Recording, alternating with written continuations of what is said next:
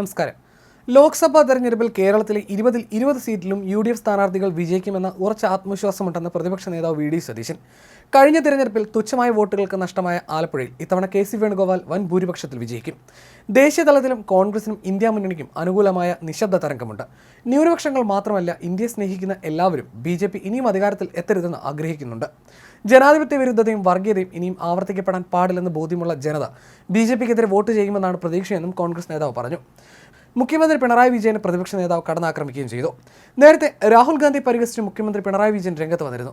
കേന്ദ്ര അന്വേഷണ ഏജൻസികൾ മുഖ്യമന്ത്രിയെ എന്തുകൊണ്ട് ചോദ്യം ചെയ്യുന്നില്ലെന്ന് ചോദിക്കുന്ന രാഹുലിനോട് താങ്കളുടെ പഴയ പേര് ആവർത്തിക്കാൻ ഇടവരുത്തരുത് എന്നായിരുന്നു പിണറായി പരിഹസിച്ചത്. ഇതിന് മറുപടിയായിട്ടായിരുന്നു സതീശന്റെ കടന്നാക്രമണം. കേരളത്തിൽ BJPയുടെ മൗത്ത് പീസായിട്ടാണ് മുഖ്യമന്ത്രി പിണറായി വിജയൻ പ്രവർത്തിക്കുന്നത്. കഴിഞ്ഞ 35 ദിവസവും എഴുതി തയ്യാറാക്കി കൊണ്ടുവന്ന ഒരേ ഒരു കാര്യം തന്നെയാണ് പത്രസമ്മേളനത്തിൽ പറയുന്നതും യോഗങ്ങളിൽ പ്രസംഗിക്കുന്നതും. കോൺഗ്രസിനെയും രാഹുൽ ഗാന്ധിയുമാണ് മുഖ്യമന്ത്രി ഏറ്റവും കൂടുതൽ വിമർശിക്കുന്നത്. ഫാഷിസ്റ്റ് വിരുദ്ധ പോരാട്ടം നയിക്കുന്നതും ഇന്ത്യ മുന്നണിക്ക് നേതൃത്വം നൽകുന്നതും രാഹുൽ ഗാന്ധിയാണ്. തീർത്താൽ തീരാത്ത പ്രതികാരത്തോടെ മോദി ഭരണകൂടം എതിർക്കുന്ന രാഹുൽ ഗാന്ധിയാണ് മുഖ്യമന്ത്രി പിണറായി വിജയനും എതിർക്കുന്നത്. ഭയമാണ് പിണറായി വിജയനെ ഭരിക്കുന്നത്. CPMഉം BJPയും തമ്മിലുള്ള അവിഹിതമായ ബാന്ധവത്തിനെതിരെ ജനങ്ങൾ അതിശക്തമായി തിരഞ്ഞെടുപ്പിൽ പ്രതികരിക്കും.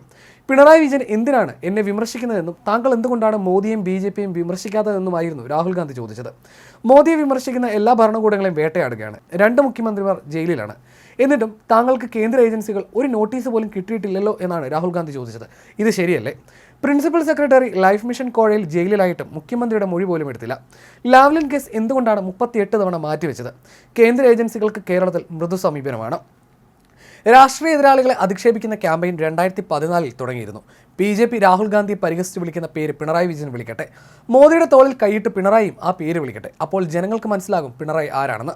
BJPയുടെ മൗത്ത് പീസായ പിണറായിയുടെ ശത്രു രാഹുൽ ഗാന്ധിയും കോൺഗ്രസും മാത്രമാണ്. ന്യൂനപക്ഷ വോട്ട് കിട്ടാൻ വേണ്ടിയാണ് 35 ദിവസമായി പിണറായി വിജയൻ നാടകം കളിക്കുന്നത്. വർഗീയ ഫാഷിസ്റ്റ് ഭരണകൂടത്തെ താഴെയിറക്കാനുള്ള ഇന്ത്യ മുന്നണിയിൽ കോൺഗ്രസ് ഇല്ലെങ്കിലുള്ള അവസ്ഥ എന്തായിരിക്കും? അതൊക്കെ മനസ്സിലാക്കാനുള്ള സാമാന്യ ബുദ്ധി ജനങ്ങൾക്കുണ്ട്. കോൺഗ്രസും രാഹുൽ ഗാന്ധിയുമാണ് ജനങ്ങളുടെ പ്രതീക്ഷ. രാഹുൽ ഗാന്ധിയെ അധിക്ഷേപിക്കുന്നതിൽ BJP നേതാക്കളെയും കടത്തിവെട്ടാനാണ് പിണറായി വിജയൻ ശ്രമിക്കുന്നത്. കേരളത്തിൽ അക്കൗണ്ട് തുറക്കാൻ BJP UDF അനുവദിക്കില്ല. BJPക്ക് ഇടമുണ്ടാക്കി കൊടുക്കാനാണ് CPM ശ്രമിക്കുന്നത്. മത്സരം നടക്കുന്നത് UDFും LDFും തമ്മിലാണെന്നാണ് ഞങ്ങൾ വിശ്വസിക്കുന്നത്. LDF സഹായിച്ചാലും അക്കൗണ്ട് തുറക്കാൻ BJP UDF അനുവദിക്കില്ല. കോവിഡ് കാലത്ത് കൊള്ള നടത്തിയെന്ന് പ്രതിപക്ഷം ആരോഗ്യമന്ത്രിക്കെതിരെ ആരോപണം ഉന്നയിച്ചിട്ടുണ്ട്. ആരോഗ്യമന്ത്രിക്കെതിരെ ലോകായുക്തയെ സമീപിച്ചു. ഇതിനെതിരെ സർക്കാർ ഹൈക്കോടതിയിൽ പോയി. ദുരന്ത നിവാരണ നിയമം അനുസരിച്ചുള്ള പർച്ചേസ് ആയതിനാൽ മന്ത്രിയെ പ്രതിയാക്കരുതെന്ന് ആവശ്യപ്പെട്ടു. അടിയന്തര സാഹചര്യത്തിൽ സർക്കാരിന്റെ നിയമങ്ങൾ പാലിക്കേണ്ടതില്ല എന്ന വാദം തള്ളിക്കൊണ്ടാണ് ലോകായുക്ത അന്വേഷണവുമായി മുന്നോട്ട് പോകാൻ ഹൈക്കോടതി ഉത്തരവ് നൽകിയത്. PPE കിറ്റ് അഴിമതി സംബന്ധിച്ച് ശൈലജ ടീച്ചർ പറയുന്ന വാദങ്ങൾ തികച്ചും വസ്തുതാവിരുദ്ധമാണെന്ന് ഇപ്പോഴത്തെ ആരോഗ്യമന്ത്രി വീണ ജോർജും നിയമസഭയിൽ ഉത്തരവ് നൽകിയിട്ടുണ്ടെന്നും സതീശൻ പറഞ്ഞു.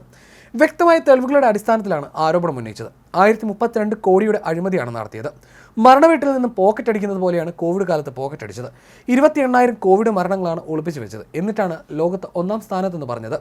ഇത് ചോദ്യം ചെയ്ത മനോരമയിലെ മാധ്യമപ്രവർത്തക നിഷ പുരുഷോത്തമനെതിരെ സൈബർ ആക്രമണം നടത്തി. അവരുടെ 3 തലമുറകളെയാണ് ആക്ഷേപിച്ചത്. എന്നിട്ടും ഇവരാരും ഒന്നും മിണ്ടിയില്ലെന്നും സതീശൻ വിശദീകരിച്ചു.